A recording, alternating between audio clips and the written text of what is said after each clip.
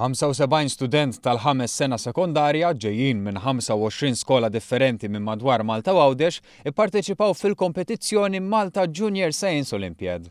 Kompetizzjoni li matula l-istudenti ridu jagħmlu esperiment xjentifiku u jinvestigaw il-ħela tal-ikel f'termini bioloġiċi, fiżiċi u kimiċi.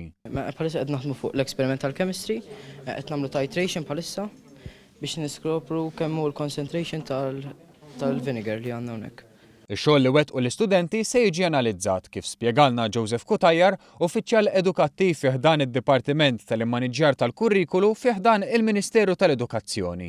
Mela minn dawn it-tliet investigazzjonijiet l-iskripts tagħhom jiġu korreġuti, ovvjament dak it-tim li jkun ġab l-ogħla ammont ta' marki flimkien li jkun ġabhom fl-inqas ammont ta' ħin ikun ir-rebbieħ ta' din l-Olimpjad.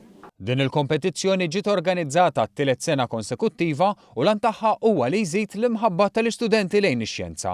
Din l-attività, il-Malta Junior Science Olympiad flimkien ma' attivitajiet oħrajn li aħna ntellgħu l-studenti tal-Form 2 biex huma jażlu anke suġġetti tax-xjenza fl-għażla tagħhom, twassalhom anke biex il-qudiem ikollhom karriera wkoll relatata max-xjenza. Il-Ministru għall-Edukazzjoni Evarist Bartolo żar din l-attività fejn tkellem mal-istudenti dwar l-esperimenti li bdew janalizzaw u awguralhom kull suċċess.